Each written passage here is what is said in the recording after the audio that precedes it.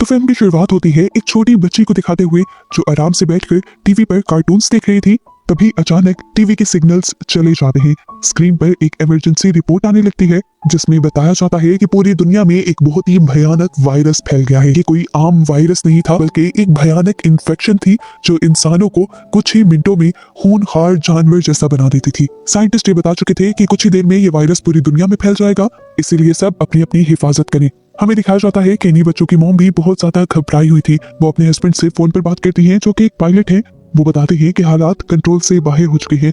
Infected लोग जिन्हें अब फेरल्स का नाम दिया जा रहा है वो जगह जगह फैल रहे हैं। ये फेरल्स ज़ॉम्बी की ही तरह के क्रिएचर बन गए हैं पर ज़ॉम्बी से कई ज्यादा तेज और ताकतवर हैं और ये लोग सोच समझ भी सकते हैं। इन फेरल्स ने काफी सारे शहरों और इलाकों पर कब्जा कर भी लिया है और अभी इस टाइम ये लोग जिस इलाके में थे वहाँ पर सबसे ज्यादा खतरा था। पायलट अपनी वाइफ से कहता है कि तुम्हें फौरन ये सोसाइटी छोड़नी होगी। कॉल कट करने से पहले वो पायलट अपनी बेटी एबिगेल को खुश करने के लिए एबिगेल को वो ब्रेसलेट दिखाता है जो एबिगेल ने खुद अपने डैड के लिए बनाया था। वो प्रॉमिस करता है कि मैं हमेशा ये ब्रेसलेट अपने पास रखूंगा और जल्द ही आप लोगों तक पहुंच भी जाऊंगा। ये लोग अपने आप को बचाने के लिए बाहर निकल आते हैं लेकिन बाहर का सीन ही बहुत ज्यादा भयानक था। सायरन्स बज रहे थे, लोग चीख रहे थे और चारों तरफ ये फेरल्स घूम रहे थे। ये लोग अपनी कार की तरफ भागते हैं लेकिन तभी रास्ते में एक फेरल उनकी मॉम के ऊपर हमला कर देता है। पलक झपकते ही अब एबिगेल की मॉम उसकी आंखों के सामने एक फेरल बनने लगी थी। एबिगेल घबराकर कार के नीचे छुप जाती है। कार के नीचे से वो देखती है कि पहले जिस फेरल ने उसकी मॉम के ऊपर हमला किया था उसी ने उसके भाई के ऊपर भी हमला करके उसे भी इन्फेक्टेड कर दिया था। और ये देखकर एबिगेल को बहुत ज्यादा दुख हुआ लेकिन वो खामोश रही क्योंकि जानती थी कि अगर उसने शोर किया तो ये फेरल उस पर भी हमला कर देगा। कार के नीचे छुपी हुई एबिगेल को फेरल देख नहीं पाता और आगे चला जाता है। एबिगेल को लगता है कि उसकी जान बच गई पर अब उसकी अपनी ही मॉम जो कि एक फेरल बन चुकी थी उनकी नजर एबिगेल पर पड़ जाती है और वो एबिगेल को मारने के लिए उसकी तरफ पड़ती है। एक गोली चलने की आवाज सुनाई देती है। एबिगेल देखती है कि उसकी मॉम नीचे गिर गई थी क्योंकि एक आदमी ने उसे गोली मारकर बचा लिया था। ये आदमी कैसियस था जो प्यार से अब एबिगेल को कार के नीचे से निकालता है, उसे गोद में उठाकर प्यार करता है। इसी टाइम पर वो नोटिस करता है कि एबिगेल की नजर एक छोटे बच्चे की तरफ थी। वो समझ गया कि ये एबिगेल का भाई है और अब फेरल बन रहा है। कैसियस एबिगेल से अपने कानों पर हाथ रखने को कहता है और उसके बाद उसके भाई को भी सर में गोली मारते हुए हमेशा के लिए खत्म कर देता है। ये कुछ ही मिनट गुजरे थे और एबिगेल की दुनिया बदल गई थी। उसकी पूरी फैमिली खत्म हो गई थी और उस दिन के बाद से कैसियस ही उसकी फैमिली बन गया था, उसका टीचर बन गया था और उसका प्रोटेक्टर भी। खैर अब मूवी में 10 साल का वक्त गुजर जाता है। दुनिया पूरी तरह बदल चुकी है और हर तरफ बस सन्नाटा ही सन्नाटा है। ज्यादातर इंसान या तो मर चुके हैं या फेरल्स बन चुके हैं। कैसियस और एबिगेल जंगल में रहकर सरवाइव कर रहे हैं क्योंकि शहर तो फेरल्स से भरे हुए हैं। एबिगेल भी अब वो डरी हुई बच्ची नहीं रही, वो एक वॉरियर बन चुकी है क्योंकि कैसियस ने उसे बहुत ही सख्त ट्रेनिंग दी है लड़ने की, शिकार करने की और सरवाइव करने की। इस टाइम भी हम उन्हें जंगल में प्रैक्टिस करते हुए देखते हैं और उसी टाइम उनकी नजर पड़ती है एक सर्वाइवर पर जो फेरल्स से बचने की कोशिश कर रहा था। कैसियस कहता है एबिगेल तुम्हारे लिए एक टेस्ट आ गया है। वो उसे उसके स्नाइपर देता है और कहता है कि इस आदमी को बचाओ और बाकी सभी फेरल्स को मार डालो। एबिगेल बैठ जाती है और निशाना लगाने से पहले कैसियस उससे कहता है रिलैक्स करो, गहरी सांस भरो, अपने शिकार को टारगेट करो और फिर ट्रिगर दबा दो। एबिगेल ये सब कुछ तो करती है लेकिन अपने आप को साबित करने की जल्दबाजी में वो टारगेट को तो देख लेती है लेकिन ये नहीं नोटिस करती कि टारगेट के इर्द गिर्द वो इंसान भी था। एबिगेल ने जब गोली चलाई तो वो उस फेरल के बजाय सर्वाइवर को लग जाती है। ये एक बहुत बड़ी गलती थी, खासकर इस दुनिया में जहाँ इंसान बहुत कम रह गए थे। उसी दुनिया में एबिगेल ने एक इंसान को मार दिया था। कैसियस उसे बहुत ज्यादा डांटता है और वहां से ज़ॉम्बीज़ को मारते हुए खुद वहां जाता है। वो जानता था कि अब ये मरा हुआ आदमी एक फेरल बनकर ही जिंदा हो जाएगा, इसीलिए उसके दोबारा जिंदा होने से पहले वो उसका सर ही काट देता है। जिसके बाद वो उसकी गाड़ी में से अपनी जरूरत का सामान निकालने लगता है और उसके जूते भी पहन लेता है क्योंकि कैसियस के अपने जूते बहुत ज्यादा पुराने हो गए थे। ये लोग यहाँ से जाने ही वाले होते हैं पर अचानक चारों तरफ से कुछ गाड़ियां उन्हें आकर घेर लेती हैं। इन गाड़ियों में बहुत सारे इंसान सर्वाइवर थे जिनके पास बहुत सारे वेपन भी थे। वो कैसियस को अपने मरे हुए दोस्त के जूते पहना देखते हैं तो सोचते हैं कि जरूर कैसियस एक लुटेरा है और उनके दोस्त को लूटने के लिए ही कैसियस ने उसे मारा है। अब उस आदमी को क्योंकि गोली भी लगी हुई थी तो साफ मतलब था कि ज़ॉम्बी के बजाय इन्हीं में से किसी ने उसको मारा होगा। उस समय ये सभी लोग अपने अपने वेपन्स कैसियस के ऊपर टांग देते हैं और तभी गाड़ी में से निकलकर एक मेगन नाम की प्रेग्नेंट औरत ये सब कुछ रोकने आ जाती है। वो सबसे कहती है प्लीज बस कर दो, ये भी हमारी तरह उन्हीं कुछ सर्वाइवर्स में से हैं जो अब इस दुनिया में इंसान बचे हैं, छोड़ दो प्लीज इन्हें। इससे पहले कि ये लोग कोई फैसला कर पाते यहाँ पर एक और बहुत बड़ी मुसीबत आ जाती है। इन्होंने जो आपस में शोर मचाया था उसकी वजह से बहुत सारे फेरल्स अट्रैक्ट हो गए थे और अब भागते हुए चारों तरफ से ज़ॉम्बीज़ यहाँ आ गए थे। ये ज़ॉम्बीज़ इतने ज्यादा थे और इतनी तेजी से भाग रहे थे कि लोगों को मौका नहीं मिलता कि ये लोग बचकर अपनी गाड़ियों में बैठकर भाग सके। वेपन्स तो इनके पास थे ही, तो ये वेपन्स को ही अपना कवर बनाते हैं और अपनी इन्हीं वेपन्स के जरिए अपने सर्वाइवल के लिए लड़ने का फैसला करते हैं। यहाँ पर एक भयानक लड़ाई शुरू हो जाती है। इन सर्वाइवर्स का ग्रुप हारने लगता है। इतने सारे वेपन्स के बावजूद भी इनकी गोलियां खत्म होने लगती हैं, लेकिन मॉन्स्टर तो खत्म होने का नाम ही नहीं ले रहे थे। अब बहुत सारे मॉन्स्टर्स इन्हीं सर्वाइवर्स के ग्रुप के ऊपर हमला कर देते हैं और उन्हें भी काटते हुए मॉन्स्टर बना देते हैं। और यहाँ जो सिर्फ इंसान बचते हैं वो थे कैसियस, एबिगेल, मेगन और उसका हस्बैंड डेविड। जिस टाइम ये सारे फेरल्स सर्वाइवर्स को काटने में और उन्हें इन्फेक्टेड करने में बिजी थे, उसी वक्त का फायदा उठाते हुए मेगन, डेविड, एबिगेल और कैसियस चारों कार में बैठकर वहां से भाग निकलते हैं। पीछे जो नया ग्रुप फेरल में बदला था, पता चलता है कि उनका लीडर जो भी अब फेरल ही बन चुका है, वो अपने और अपने ग्रुप के साथ होने वाली इन सारी चीजों से बहुत ज्यादा गुस्से में आ चुका है और अब उसने ठान ली है कि वो कैसियस से बदला लेकर रहेगा, जिसकी वजह से ये सब कुछ शुरू हुआ था। इसलिए वो अब कैसियस की खुशबू सूंघते हुए उस कार का पीछा करने लग जाता है जिसके अंदर ये लोग भागे थे। लेकिन हम देखते हैं कि कैसियस काफी दूर तक गाड़ी दौड़ाकर ले जा चुका था। वो अब इन लोगों से पूछता है कि आप लोग कहाँ जाना चाहते हैं। ये लोग बताते हैं कि हम लोग द कॉलोनी जाना चाहते हैं, जिसे बोट टाउन का भी नाम दिया गया है। ये पानी के ऊपर बनी एक कॉलोनी है जिसे बड़ी बड़ी शिप्स को मिलाकर बनाया गया है और यहाँ पर सभी बचे कुछ इंसान रह रहे हैं। यहाँ पर डॉक्टर्स भी हैं और हर किस्म की फैसिलिटी भी है। ये सारी चीजें सुनकर एबिगेल की आंखें चमक उठती हैं क्योंकि वो काफी टाइम से इंसानों के साथ रहने का एक ख्वाब दिख रही थी। पहले तो कैसियस को इस चीज का अंदाजा नहीं हो रहा था कि इंसानों की कोई कम्युनिटी एग्जिस्ट भी करती है। वो कहता है, मैं काफी सालों से इधर उधर भटक रहा हूँ, मैंने तो कभी ऐसी कोई कम्युनिटी या कोई सोसाइटी नहीं देखी। मेगन उसे बताती है, हमारा काफी बार उन कम्युनिटी के लोगों से कांटेक्ट हुआ है। ये सुनकर कैसियस उनकी बात मान जाता है, लेकिन खुद वो वहां जाने के लिए तैयार नहीं था क्योंकि उसे लगता है कि ज्यादा लोगों के दरमियान में रहना मतलब ज्यादा खतरा। लेकिन यहाँ पे एबिगेल कहती है कि हम वहां पर एक मर्तबा तो जरूर जाएंगे, चाहे सिर्फ मेगन को छोड़ने के लिए, क्योंकि उसकी जो हालत है हम उसे अकेले जाने ही नहीं दे सकते। कैसियस की शक्ल से साफ लग रहा था कि वो इसके लिए भी तैयार नहीं है। रास्ते में ही अचानक से उनकी गाड़ी रुक जाती है और उन्हें पता चलता है कि वो खराब हो चुकी है। डेविड जो एक मैकेनिक है उसे ठीक करने की कोशिश करता है, लेकिन टूल्स ना होने की वजह से नाकाम रहता है। उन्हें अब पैदल चलना पड़ रहा था। चलते चलते वो एक पुरानी जगह पहुंच जाते हैं जिसे एबिगेल पहचान लेती है। इसी जगह के करीब एक एयरफील्ड थी जहां पर उसके डैड काम किया करते थे। वो सबसे कहती है कि हमें एयरपोर्ट की तरफ चलना चाहिए, शायद हमें वहां पर कोई प्लेन मिल जाए और हमारा आगे जाने का सफर आसान हो जाए। कैसियस को ये आइडिया बहुत ही बेकार लगता है क्योंकि 10 साल बाद कोई प्लेन उड़ने के काबिल तो रहा नहीं होगा। एबिगेल जब जिद करती है तो वो जाने के लिए मान जाता है और वहां जाकर इन्हें एक बहुत ही अजीब चीज ये देखने को मिलती है कि इस एयरफील्ड के अंदर एक भी प्लेन नहीं था।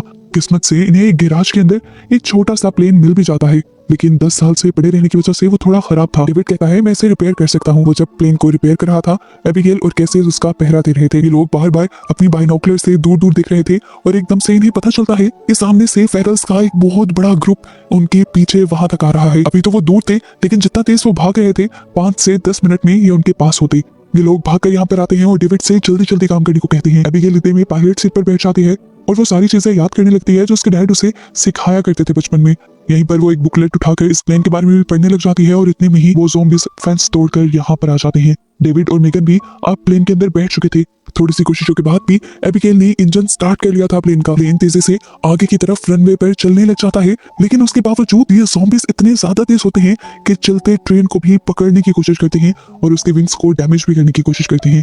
इस टाइम पर कैसियस आधा प्लेन के अंदर बैठा हुआ था तो आधा बाहर था, जिसे एक ज़ॉम्बी पकड़कर बाहर निकालने की कोशिश कर रहा था, पर वो ज़ॉम्बी के सर पर गोली चलाते हुए उसे प्लेन से नीचे गिरा देता है और फिर फाइनली एबिगेल इस प्लेन को हवा में उड़ा लेती है। इस प्लेन को उड़ता हुआ देखकर सब लोग बहुत ज्यादा खुश हुए थे। सभी लोगों ने सुकून की सांस ली थी क्योंकि इतना बड़ा सफर ये लोग अब चंद घंटों में ही तय करने वाले थे। लेकिन उनकी खुशी ज्यादा देर तक नहीं टिकती। घंटा भर चलने के बाद ही इस प्लेन में से धुआं निकलने लग जाता है क्योंकि इंजन बहुत ज्यादा पुराना था और उसकी सर्विस नहीं की गई थी। कुछ ही देर में प्लेन का इंजन पूरी तरह फेल हो जाता है और प्लेन आउट ऑफ कंट्रोल हो जाता है। अपनी जान बचाने के लिए कैसियस एबिगेल का साथ देता है और प्लेन का लीवर पकड़ते हुए उसे एक दरख्त के अंदर क्रैश करवाता है ताकि इन्हें कम से कम नुकसान हो। उनका ये आइडिया काम भी कर गया था। इन्हें छोटी मोटी चोटें लगी तो थी, लेकिन इनमें से मरा कोई भी नहीं था। खैर, जितना भी रास्ता इन्होंने इस प्लेन से तय करना था वो तो कर लिया था।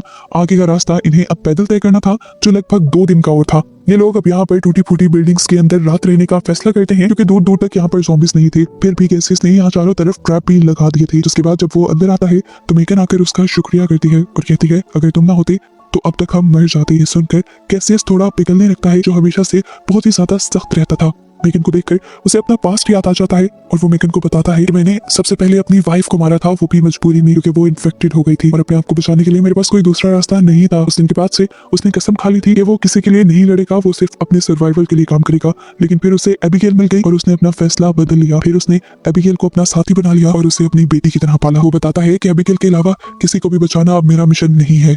लेकिन मैं तुम्हारी और डेविड की जिम्मेदारी लेता हूँ और वादा करता हूँ कि मैं तुम्हें तुम्हारी मंजिल तक पहुंचा दूंगा। फिर अगले दिन भी अपना सफर शुरू कर देते हैं और इन्हें रास्ते में चलते हुए एक बहुत ही अजीब चीज दिखाई देती है।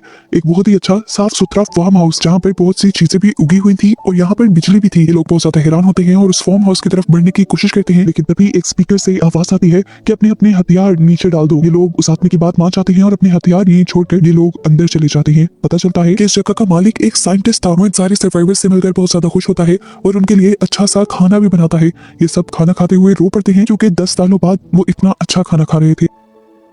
डिनर के बाद ये लोग बैठकर बातें करने लग जाते हैं और बातें करते हुए एक बहुत ही अजीब बात वो साइंटिस्ट ये कहता है कि ये वायरस कोई बुरी चीज नहीं है, बल्कि ये तो ह्यूमन एवोल्यूशन है। वो मानता है कि इस वायरस ने सारे कमजोर इंसानों को मार दिया है और ताकतवर इंसानों को फेरल्स में बदल दिया है और अब इन नई फेरल्स को ही इस दुनिया के ऊपर कब्जा करना चाहिए और बचे कुचे इंसानों को भी मर जाना चाहिए। जैसे जैसे वो बोल रहा था सबको चक्कर आने लगे थे क्योंकि उसने सबकी ड्रिंक में बेहोश होने की दवा मिलाई हुई थी। और ऐसे हमें पता चलता है कि साइंटिस्ट का उन सबको अंदर बुलाने का इरादा कुछ अच्छा नहीं था। जब इनकी आंखें खुलती हैं तो ये लोग बंधे हुए होते हैं। यहाँ पर साइंटिस्ट इनको अपनी असलियत बताता है और कहता है कि मैं तो यहाँ पर ज़ॉम्बीज़ के ऊपर ही एक्सपेरिमेंट कर रहा था। उसने अपनी ज़ॉम्बी बनी हुई वाइफ को भी यहाँ कैद करके रखा हुआ था और उसने एक ऐसी डिवाइस भी बनाई थी जिससे वो ना सिर्फ अपनी वाइफ को बल्कि सभी ज़ॉम्बीज़ को कंट्रोल कर सकता था।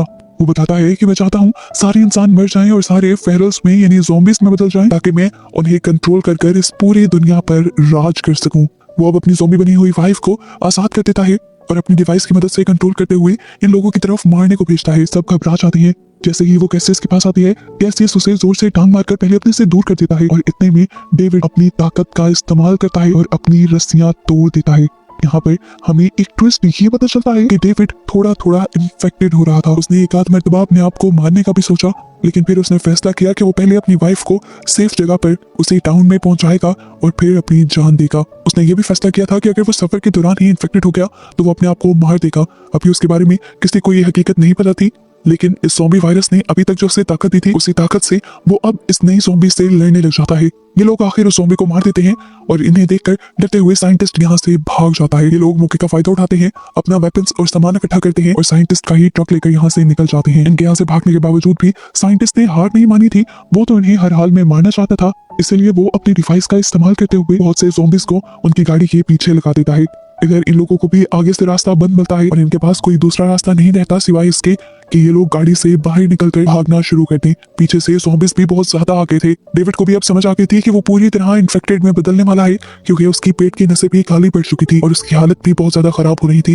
वो यहाँ पर अपनी वाइफ को मिलता है और उसे लास्ट गुड बाय कहता है। उसकी वाइफ यानी मेगन उसे छोड़कर जाना नहीं चाहती थी, लेकिन तब वो मेगन से कहता है कि ये सब मैं हमारे बेबी के लिए कर रहा हूँ। ये कहकर वो उसे कैसियस के साथ भेज देता है और खुद यहाँ बचे कुछ ज़ॉम्बीज़ से लड़ने लग जाता है। ज़ॉम्बीज़ बचे हुए तीनों लोगों का पीछा नहीं कर पाते और इस तरह ये लोग नदी के किनारे पहुंच जाते हैं। इनकी खुशकिस्मती यही थी कि इसी पानी के अंदर उस टाउन को बनाया गया था जहां पर मेगन को आना था।